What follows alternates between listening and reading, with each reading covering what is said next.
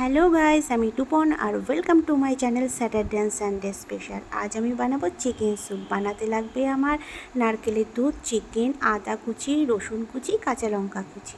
প্রথমে একটি আমি কড়া নিয়ে নেব আর তার মধ্যে দেবো 1 চামচ বাটার।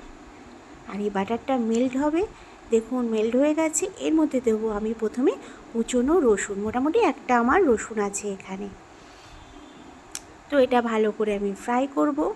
আর এই ফ্রাই করার পরে আমি এবার দিয়ে দেবো যে কুচিয়ে রেখেছিলাম লঙ্কা, সেই লঙ্কাটা দিয়ে দেবো। এখানে আছে 4টে আমার লঙ্কা, 4টে লঙ্কা আছে।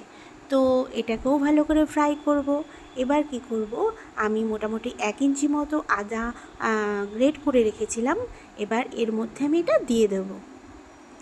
তো দিয়ে দিলাম, এটাকেও আমি ফ্রাই করব ঠিক এইভাবে। তো এটা খেতে হয় খুব ভালো, বাচ্চাদের পক্ষেও খুব ভালো, আর বড়রাও খুব ভালো খাবেন। তো এটা করে খাবেন, আপনাদের অনেকক্ষণ পেটটা ভরা থাকবে। তো এবার দিয়ে দিলাম 2টো মতো পেঁয়াজ কুচি, আর এটাকেও ভালো করে আমি ফ্রাই করব ঠিক এইভাবে। তো এটাকে ডায়েট রেসিপিও বলতে পারেন আপনারা।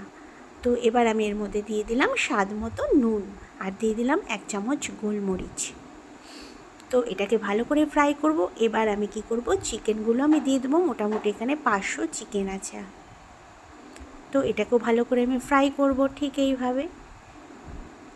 আর আমি এটা পুরো রান্নাটাই আমি বাটারে করেছি, আর 1 চামচ বাটার, আমি কিন্তু আর কোনো বাটার দেবো না। আর এখানে আছে হাফ নারকেলের দুধ, আমি এটা জল দিয়ে বেটে ভালো করে ছেঁকে এনেছি। তো এটার মধ্যে দিয়ে দিলাম, আর এটাকে ভালো করে আমি মিক্স করব ঠিক এইভাবে। আমার মিক্স মোটামুটি হয়ে গেছে। এবার এর মধ্যে দেবো সামান্য একটু হলুদ গুঁড়ো, ছোটো 1 চামচ হলুদ গুঁড়ো। আর এটাকে আমি ভালো করে আবার মিশিয়ে নেব ঠিক এইভাবে। তো এই রান্নাটা আপনারা করে খাবেন, আমাকে জানাবেন কেমন হয়েছে। আর আমাকে জানালে আমি আরও খুশি হব, আরও নতুন নতুন রান্না আপনাদের কাছে নিয়ে আসব। তো এটা ঢাকনা দিয়ে ঢেকে দিলাম, আর 5 মিনিট পরে আবার ফিরে আসলাম। দেখুন নারকেলের দুধটা শুকিয়ে এরকম হয়ে গেছে। তো এই পর্যায়ে আমি কি করব, একটু গরম জল দিয়ে দেবো জিনিসটা সেদ্ধ হবার জন্য। আপনারা গরম জলটাই দেবেন। তো এভাবে করে নিলাম, কষিয়ে নিলাম। তো এবার গরম জল আমি দিয়ে দেবো।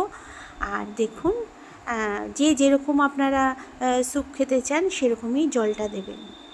তো আমার এরকম মোটামুটি আমি এক গ্লাসের মতো জল দিয়েছি। তো জল দেওয়া হয়ে গেছে। এবার আমি কিছুক্ষণের জন্য ঢাকনা দিয়ে ঢেকে দেবো।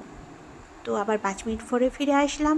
দেখুন আমার রান্নাটা মোটামুটি ডান হয়ে গেছে, আর ঝোলটাও ঠিক এরকম হয়েছে, একদম পাতলা পাতলা টাইপের।